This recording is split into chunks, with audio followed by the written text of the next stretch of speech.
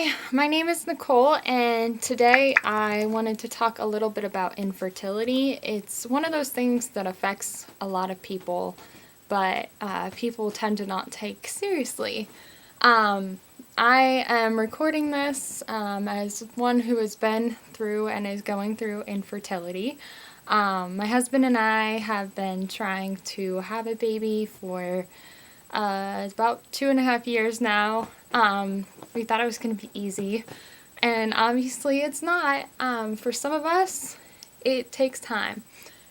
So this is mainly for you who are going through it to know that you're not alone, and for those who know someone that's going through it, which is probably everyone, since the statistics are 1 in 8 couples going through this, so the statistics pretty high. So this is kind of something to educate people a little more about it. It's a really difficult thing to go through. When you first start trying, everyone thinks it's going to be easy. You know, as teenagers, we're taught that, if you have sex, you're going to get pregnant and you better watch out. But for a lot of us, that's not the case. And for me, it's been really hard. I love kids. I want to have kids more than anything, and I can't. So my husband and I are going to start a round of IVF, which I will be blogging about to let you know all that entails. It'll be fun.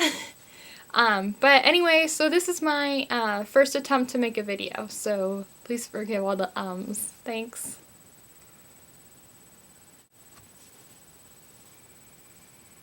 So there are many things that people tend to say to infertile couples in an attempt to make them feel better, but actually it ends up making them feel worse.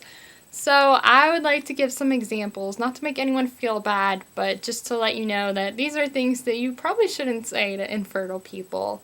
I know it's been said to me many times, and I know that these people are just trying to help and, be loving, but it's really tough to hear when people say this kind of stuff. So one of my favorites is that, are you sure you tried everything? Most infertile couples have tried everything. I mean, I've tried ovulation test kits, temperature regulations. I mean, I've gone to see medical doctors. I've literally tried everything. So don't ask someone if they tried everything, because chances are, if they're infertile and have been trying for a year, which is the classification to become infertile, then they probably definitely have tried everything.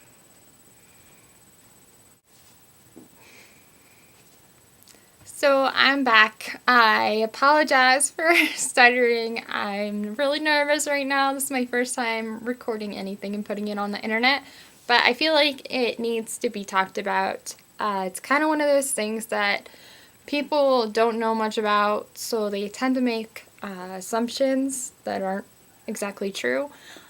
It is really a medical issue. I think that people don't take it seriously enough. People think that, you just need to relax. Well, I've read a ton of stuff on infertility, and that is not a factor that actually affects it. There's a statistic that talks about whether or not stress will affect your fertility, and there's really no correlation between it.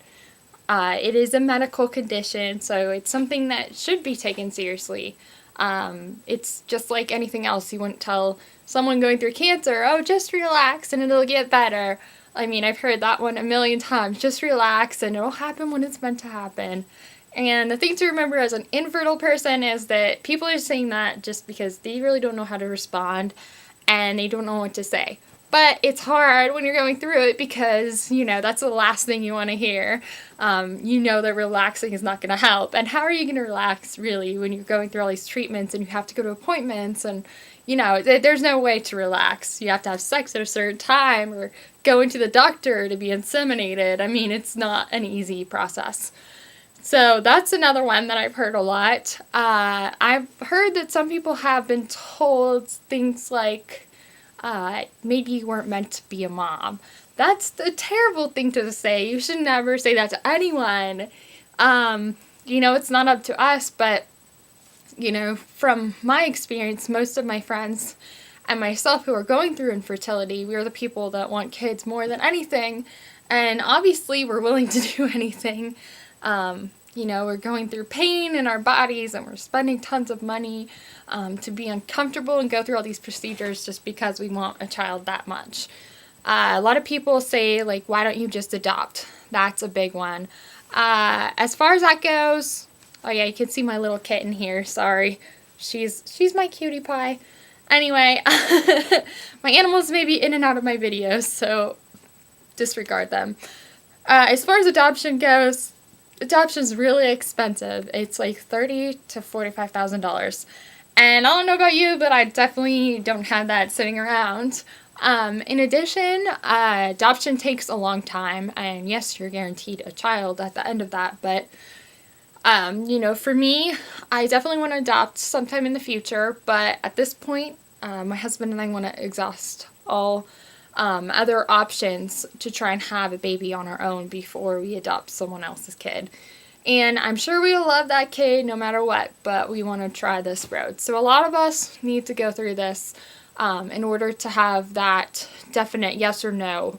You can't have your own kids, then okay, you need to grieve that process, and then you can move on from there.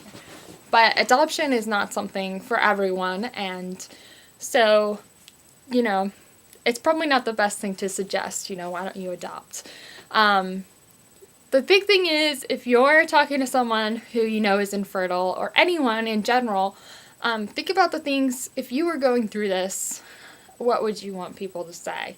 Most of the time, we don't want any advice. We've seen a million doctors. We know everything there is to know about this, more than we ever wanted to.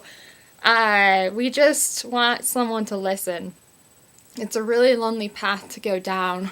It's really something that is kind of like, if you've never been there, you really can't relate necessarily. I mean, you can understand what it's like to go through something hard, but it's one of those things it rips you up, and I've been through periods of depression where I was just so sad and I had a hard time dealing with stuff, and I'm definitely more hopeful right now, and I'm starting an IVF round hopefully in a week here. I'm scared to death, but I'm doing this, for the hope that I will one day have a child. So that's it. Another thing to remember when you're talking to anyone is that you probably shouldn't ask, when they're going to have kids, because you don't know if they're going through infertility. If they are, that's like the last thing that you want to hear. And also just don't say stuff like, you're getting older, age is not on your side. Stuff like that is not at all helpful. Also, if you have kids and you know that someone's infertile, it's not helpful to complain about how your kids drive you crazy or how you wish you never had kids, because, there's so many of us out there who that's all we want. We just want a kid, and we can't have one that easy. So, it's hard. It's hard to deal with family situations. When someone gets pregnant in your family and you're not, it's hard because this kind of takes over your whole life. Infertility is all you think about. It's all you are doing. You're going to doctor's appointments, you're doing research. It's all consuming.